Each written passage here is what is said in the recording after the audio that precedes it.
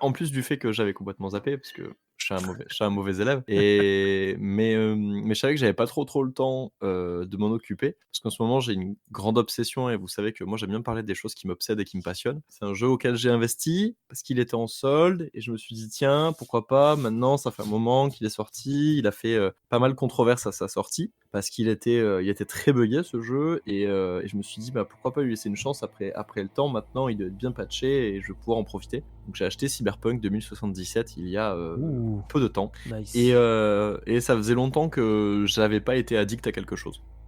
Voilà, donc Ah, je vais vous parler de mon addiction à Cyberpunk, parce que ce jeu en fait, j'ai pas particulièrement de sujet ou quoi, juste ce jeu est bien. Voilà, alors, oui, il est toujours claffé de bugs, il y a toujours des trucs hilarants, il y a toujours des trucs chelous qui se passent, des fois, voilà, j'ai fait un personnage masculin et j'ai fait un personnage féminin pour une raison hyper triviale, c'est que je voulais absolument faire une romance avec un personnage et que comme ce personnage était lesbien, bah, il fallait absolument que je joue une femme, bref et en fait, ah en OK. jouant une femme, je me suis rendu compte qu'il y a certains dialogues qui passaient automatiquement, en voix d'homme. Du coup, c'est hyper perturbant quand, tu fais 4 heures de jeu avec la voix de femme et d'un coup tu passes à la voix d'homme, c'est un peu perturbant. Des Ouais. fois, bon, bah, des fois, tu as des espèces de ventolines, que tu utilises pour te soigner dans le jeu et ben, qui restent bloquées pendant des heures sur des cinématiques, ce qui fait que, ben, toi, tu es là, tu es en train de vivre un petit peu tes moments émotions et puis d'un coup, tu as une ventoline dans la main qui pop tout le temps, enfin, c'est un peu gênant. Mais le jeu est hyper fort en termes de narration parce que c'est CD Projekt Red qui était la maison d'édition qui gérait, The Witcher 3 qui est un de mes jeux favoris, et qui du coup, ben, il y a pas longtemps ont sorti un nouveau DLC gratuit et cetera et je me suis dit: «Tiens, CD Projekt Red», j'ai vu passer Cyberpunk, je me suis dit: «Tiens, pourquoi pas lancer le jeu pour la première fois?» Et depuis, je me régale en fait, en termes d'émotion, narration, je suis transporté dans cet univers, qui est dystopique au possible et qui, en fait, de plus en plus, ressemble au nôtre. Beaucoup à la réalité. Ce qui fait un peu peur et en même temps qui est très teinté d'espoir parce qu'il y a beaucoup de figures, en fait, d'une sorte de révolution, d'une rébellion anti-système qui sont mises en avant dans ce jeu et qui, en fait, sont tout aussi paumées que nous, quant Ouais. à la réponse à donner. Sachant que même les grands méchants, parce que bon, concrètement, on vous fait vraiment passer les grandes corporations pour les méchants ultimes, des gens qui sont assoiffés d'argent, c'est Ce voilà. qui est pas On est difficile. clairement en plein dedans, hein. On est clairement en plein Oui, Ouais, dedans c'est ce avec, que j'allais les dire, clairement. c'est les polémiques, hein. méchants de notre réalité, quoi. Voilà, exactement et en fait, bah, tous les gens qui travaillent pour ces types-là ont des dents qui rayent le parquet certes, mais qui sont pas toujours des mauvais bougres. C'est juste des gens qui essayaient de se sortir de leurs conditions de gosses des rues ou, juste, Ouais. voilà, qui voulaient gagner un peu plus d'argent pour se sortir de leurs conditions et peut-être boire une coupe de champagne un jour et ben, ces mecs-là, qui deviennent pourris par la force des choses, et corrompus par, un système qu'ils ont essayé, des fois même de renverser, des fois, d'essayer de changer par l'intérieur et qui se retrouvent toujours balayés par des trucs qui les dépassent et même ces mêmes, super corporations en fait se font engloutir, par leurs propres dirigeants qui sont pas plus des méchants que les autres, qui sont juste des gens qui sont également dépassés par les événements. Je trouve ça assez fort et vous allez jouer cette personne, que beaucoup voient enfin ce renouveau de la rébellion quoi, parce que vous portez, quelque chose que les autres ont pas, même si vous êtes juste une mercenaire. Je trouve ça cool de vous dire, ben, soit je peux juste avoir une toute petite place dans cet infini univers qui est juste une ville en fait, parce que vous sortez à peine des sentiers de cette ville, hein, mais le monde entier est soumis à ces grandes corporations. Et on est sur et en même temps cette quête que les gens vous disent ah mais putain on a forcément entendu parler de vous, parce que je vous spoil pas vraiment, mais au début du jeu vous faites un casse qui tourne mal. Ouais. Et en fait, le grand patron d'une des plus grosses, corporations, en fait, meurt, mais voilà, il se fait assassiner par quelqu'un et c'est pas par vous. Sauf que tout le monde vous fait porter le chapeau et tout le monde vous croit, coupable de cet acte horrible. Même si vous faites des trucs bien plus trash dans le jeu, en fait, ce qu'on va retenir, c'est le fait que vous ayez tué ce grand corporatiste. Alors que ce soit vrai ou que ce soit pas vrai, vous pouvez parfaitement dire que c'est vous pouvez parfaitement dire que c'est voilà, vous pouvez chercher à rétablir la vérité parce que, bah, concrètement, quand là, vous avez la moitié du pays qui essaie de vous tuer, vous essayez aussi de vous défendre. Le truc, C'est c'est que avec compréhensible. ouais, c'est ça et du coup, en fait, avec cette aura qui vous suit tout le long du jeu, bah, il y a des gens qui vont, vous confier leur vie, d'autres qui, au contraire, du coup, vont absolument jamais pouvoir vous faire confiance et qui vont essayer de se faire pote avec vous pour vous trahir et cetera et cetera Ouais. et en fait, l'univers est hyper fascinant parce qu'il est très, très riche, comme l'était l'univers du Witcher et je me retrouve vachement dedans, je trouve ça hyper cool. La liberté que tu as de gameplay ou de jeu à l'intérieur, elle est hyper top et en fait, je me suis lancé dans le jeu à la suite de la série, dont peut-être j'avais déjà parlé, je ne sais plus, ou quelqu'un en a déjà parlé. C'est Cyberpunk Edge Runner que vous pouvez voir sur Netflix ou OK. ou en téléchargement Mais c'est illégal pas pour toi qui en as échapper aux parlé? grandes si, j'ai dû le mentionner, c'est sûr. Mais j'avais pas fini et ça y est, j'ai terminé la série. J'ai trouvé ça hyper chouette, graphiquement bah, j'ai dû en parler quand on parlait d'Arcane, hein, parce que, je Ouais, crois je que pense, la ouais, ça série me dit était quelque sortie chose, ouais. peu de temps après et j'avais commencé la série. C'est sur Netflix, c'est ça? C'est sur Netflix, ouais et OK, la série d'accord. est vraiment hyper chouette où, vous allez suivre, voilà, de 2 personnages qui sont aussi dans cet univers. Du coup, ben, je me suis dit: «Tiens, si moi aussi j'allais parcourir les rues de cette ville qui est Night City» pour créer ma propre histoire. Même si, bon, c'est à moitié, une histoire narrative et à moitié une histoire, à moitié un jeu d'action de shooter. Il y a beaucoup, beaucoup, beaucoup de choses qui sont, dirigistes y dirigées. Il y a que 4 ou 5 fins possibles, je crois, dans le jeu. Ce qui est assez peu pour un jeu avec une envergure et une ampleur telle qu'il l'imaginait à l'origine. Mais voilà, vous incarnez forcément cette espèce de figure de la rébellion. Vous pouvez pas incarner un corporat pur et dur, et aller investir en bourse, au CAC 40, pour devenir vous aussi une saloperie de crapule que vous combattez. Voilà, il y a des limites en fait sur le jeu en termes de «roleplay» entre guillemets. Il n'y Par a contre pas le une ouais, vas-y, vas-y. excuse-moi, il n'y a pas une fin dans lequel tu peux devenir zadiste ou quelque chose comme ça Ouais, qui ouais, t'a en Ah ouais? fait, alors je l'ai pas encore fini le jeu, mais effectivement si tu veux, tu as plusieurs fins possibles en fonction des relations que tu vas avoir avec les différents personnages principaux de l'histoire et en fonction, ben, tu peux finir le jeu avec ou sans eux, en les trahissant ou en pas les trahissant. Tu peux même finir le jeu sans finir le jeu. Ça, je vais pas spoiler ce que c'est, ah d'accord. parce que le jeu est assez libre là-dessus, parce qu'il y a quand même beaucoup de réflexions sur, la mortalité parce que, voilà, il y a pas mal de questions un peu religieuses et spirituelles dedans, alors qu'on dirait pas du tout, hein, comme c'est un jeu sur les grosses corporations. En fait, c'est finalement, ta place dans le monde, qu'est-ce qu'elle est, tu vois? Est-ce qu'elle a de la valeur en tant qu'individu? Est-ce qu'elle a de la valeur en tant que, Ouais. ce que tu vas faire de ta vie? Est-ce que voilà Après et ça, la c'est chouette parce que ça te laisse un petit peu la liberté. Ouais, après la religion et la spiritualité, je trouve que ça va super bien dans ce genre d'univers là, cyberpunk, parce que ça me fait beaucoup penser à Ghost in the Shell. C'est tout le principe de qu'est-ce que l'âme, Exactement. à partir du moment où c'est le bateau de Thésée aussi. En fait, si tu te changes entièrement, qu'est-ce que ton âme? Est-ce que c'est toi ou est-ce que c'est ton corps? Ouais, Donc, exactement. Bah, donc c'est c'est des vraiment, thématiques abordées, je pense, par le jeu c'est un au peu. c'est au centre du récit effectivement puisque, ben, au tout début au prologue en fait on va justement aller, shipper cette fameuse technologie qui est la technologie de la relique et en fait, c'est une des premières phases du jeu, vous allez très vite comprendre, quel est l'intérêt et que, cette relique permettrait, tout simplement d'implanter votre esprit dans, voilà, ce qu'ils appellent des engrammes. En fait, ce sont des espèces de clés USB que tu peux te foutre dans le cerveau parce que tout le monde est équipé de ports USB dans le futur. Voilà, parce que c'est vachement plus pratique pour récupérer des données et tout et tout. Bien sûr.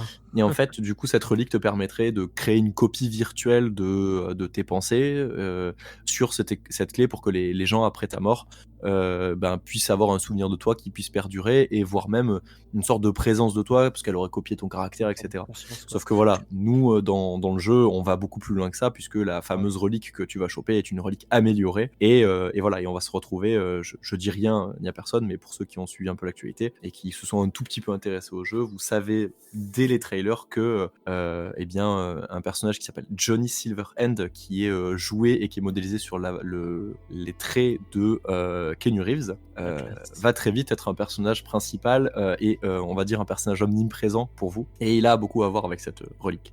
Et en fait, c'est un jeu hyper chouette et en termes de narration, je trouve ça hyper classe. Comment les relations avec les personnages peuvent vraiment impacter ta façon de jouer. Parce que tu peux très bien décider d'être vraiment une sorte de pacifiste, si tu veux, où tu peux juste neutraliser les gens sans jamais avoir à les tuer. Il y a des manières de le faire. Pour ça, en général, il faut avoir beaucoup d'argent, hein, mais tu peux le faire quand même. Ou alors, effectivement, tu décides de fuck le système totalement et ni Dieu ni maître, et tu peux buter à tour de bras et voilà. Mais il y a une certaine liberté et je trouve ça assez chouette et assez, en fait, c'est pas mal exutoire, quoi. C'est très défoulant de jouer à ce jeu et Ouais. en même temps, prenant émotionnellement parce que les relations avec les personnages sont hyper attachantes ou des fois hyper clivantes. Il y a des personnages qu'on adore détester et le jeu vous le rappelle bien que des fois vous pouvez même leur mettre votre pain dans la gueule et c'est assez chouette. C'est assez chouette. Voilà, Ouais. donc je sais pas si vous avez eu l'occasion de jouer à ce jeu. Je sais pas si vous êtes très jeu. Je sais pas si toi, Ismen, tu joues beaucoup? Non, en plus, moi, bon, comme tu dis, le monde décrit me rappelle déjà tellement la réalité que j'ai plutôt tendance à fuir, en fait. Ouais, en fait, c'est une grosse dystopie, ça date, enfin, le jeu a été, en partie, scénarisé et showrunné par, le créateur de l'univers originel de Cyberpunk, qui est à la base un jeu de rôle, sur table, qui date, Mhm. je sais pas, des années 2000, quelque chose comme ça, et qui effectivement met en place un univers, qui est, très froid et très, Oui, du coup, t'es là, Mika, à nouveau parmi nous? oui, je suis de nouveau parmi nous puisque les Yes. corporations essaient de me faire taire et donc on a envoyé, un virus mortel, tuer mon ordinateur. Pas du tout, j'ai Ah juste oui. mis un blue screen et donc la spéciale, quoi, et ça faisait longtemps que ça m'était pas arrivé, tiens. Mais voilà, on parlait justement de super corporations, et d'univers virtuels. Bah, voilà comment les ordis vous traiteront lorsque vous serez eux aussi intégrés à la machine. Parce que ça fait également partie, beaucoup partie du questionnement sur le jeu, c'est la transhumanité. Ouais. Et moi, c'est un sujet que j'apprécie énormément parce que ça pose énormément de questions. Est-ce que c'est une forme de spiritualité? Est-ce que c'est une forme d'avenir pour l'humanité? Ça, voilà, plein de questions que le jeu vous pose. On en avait d'ailleurs parlé beaucoup, chers auditeurs, et Mika et Ismaël aussi, je sais pas si vous les avez écoutés, avec Ben, Benoît, Mm, pardon, Benoît, n'importe quoi, Benjamin et Tiffany, sur une question sur qu'est-ce que l'âme, qu'est-ce que représente l'âme. On mm, était mm, mm. parti dans un gros délire sur la transhumanité. Donc, Ah, ouais, si je vous crois voulez que je écouter l'avais écouté. 45 minutes de discussion, Mm, parfois un peu absurde mais marrante, vous pouvez aller voir ça. Je le mettrai en description, bien évidemment. Voilà. Et pardon, du coup, Ismaël, tu disais, avant que tout coupe.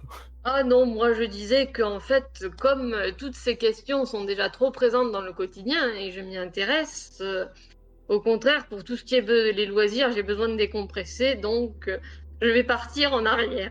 Je vais regarder vers, bon, je vais regarder vers le passé et à Hmm. la fois les grandes figures, même si je sais que c'est idiot d'idéaliser le passé et tout ça et qu'on y projette beaucoup de choses. En ce moment, je lis pas mal d'articles sur la préhistoire et les peintures préhistoriques parce que voilà, Ah. c'est une manière de lutter contre le fait que le climat se dérègle, qu'on n'ait plus d'animaux sauvages ou ce Bah, genre de sentiments. Enfin, de toute façon, que c'est un la- peu je pense que c'est un peu la même chose de se plonger à la fois dans le futur et à la fois dans le passé, d'une certaine manière. Regarder vers le futur, c'est regarder ce qu'on appréhende d'une certaine manière. Regarder vers le passé, c'est regarder ce qu'on pense potentiellement avoir perdu. Au Ah, final, l'un comme l'autre se rejoignent, c'est je pense, un petit peu. c'est une manière très monothéiste de penser comme ça. Parce que il y a pas longtemps, j'ai lu un bouquin Ouais. où j'ai appris des trucs hyper intéressants sur les Égyptiens. Où en Oh. fait, pour eux, la notion d'âme, tout ça aussi, c'était une notion qui était très présente. On le voit d'ailleurs dans les hiéroglyphes, justement, représentant Anubis avec le poids de la plume, etc. Et Amit, la dévoreuse. Ouais, La- exactement, la- dévoreuse de cœur. Et en fait, ce qui est très intéressant chez eux, c'est que pour eux, le passé est devant et le futur est derrière. Oh. Alors que chez nous, on a cette image que le futur est devant nous et que le passé est derrière nous et qu'il faut se retourner pour le regarder. Et en fait, les Égyptiens avaient cette façon de visualiser le passé, le présent et le futur différemment, parce que pour eux, le futur ne pouvait être que derrière parce qu'ils ne savaient pas encore ce que c'était, donc il Ah. faut tourner la tête pour le voir en fait, et donc on peut pas le voir. Alors que le passé, au contraire, le passé nous contemple puisqu'on sait ce qui s'est passé, donc on le voit, donc il est forcément devant. Et c'est hyper intéressant parce que du coup, ça remet vraiment plein de choses en question quand on visualise, le passé et le futur de cette façon. Parce que du coup, on a ce côté, bah oui, effectivement, le futur, il est incertain, donc pourquoi on le verrait? Donc il est dans notre dos et en fait, du coup, le passé, est-ce qu'on avance vers lui? Parce que nous, on dit qu'on avance dans le futur, eux, en fait, ils le regardent. Ouais. Et pareil pour le passé. Et en fait, le fait de pouvoir contempler le passé comme ça d'un seul regard permet en fait, d'arrêter de craindre de se retourner pour aller dans le futur. Et je trouve ça hyper intéressant. J'avoue, j'avoue. Et je vais me permettre de. Je sais pas si vous me permettrez de rebondir. Je sais pas si vous avez fini sur Cyberpunk, pardon, 2077, Ah auquel d'ailleurs oui, je n'ai absolument pas joué du tout, parce que malheureusement, comme pour beaucoup de choses, je n'ai absolument pas de temps du tout. ouais, c'est vrai qu'il Mais est très chronophage, hein. Mais si il a jamais ça l'air t'intéresse, très tu cool. tu peux mater la série et tu auras un bon aperçu de l'univers, Ouais, bah avec des personnages j'avais hyper envie de me laisser attachants. tenter. Elle est chouette, elle est assez courte, c'est des petits épisodes d'une quarantaine de minutes, je crois. Il y en a 8, donc tu perds pas non plus un temps infini. Et la série est plutôt chouette, les animations sont vraiment super cool. Et petit point notable également, donc c'est fait par un studio japonais, donc la VO est en japonais. Oh, cool. Mais la VF est hyper bien, c'est hyper bien doublé. J'ai adoré. Ok. Moi, j'ai regardé en VF et j'ai trouvé ça hyper immersif avec, donc voilà, n'hésitez pas. J'avais peut-être quelque chose à rajouter toujours sur cette question du temps. En fait, beaucoup de civilisations ont un rapport au Ouais. temps qui est C'est très différent, ouais. oui, Oui. qui est très différent. Il y a aussi, par exemple, en Australie, l'idée d'un temps circulaire, c'est-à-dire que, bon, pas qu'en Australie d'ailleurs, enfin non, en Australie, c'est la coïncidence d'un temps mythique avec le présent, qui doit Oui. toujours être réactualisé. Il y a le temps cyclique des Celtes aussi. Bon, donc tout le monde n'a pas dans la religion chrétienne, c'est plutôt téléologique, c'est-à-dire l'avènement du royaume de Dieu sur terre, etc. Donc tout le monde n'a pas les mêmes points de vue sur la temporalité et sur la manière d'envisager le présent, le passé et le futur. Si ce petit instant passé en notre compagnie vous a plu et que vous avez envie d'en passer d'autres avec nous, eh bien n'hésitez pas à vous abonner, mettre un petit pouce bleu, partager la vidéo ou encore nous suivre sur les réseaux sociaux. Sachez que vous pouvez aussi écouter cet épisode dans son entièreté et pour cela vous n'avez qu'à vous rendre dans la description de la vidéo. Je vous dis à très bientôt pour à nouveau écouter un petit peu de tout et surtout un petit peu de rien.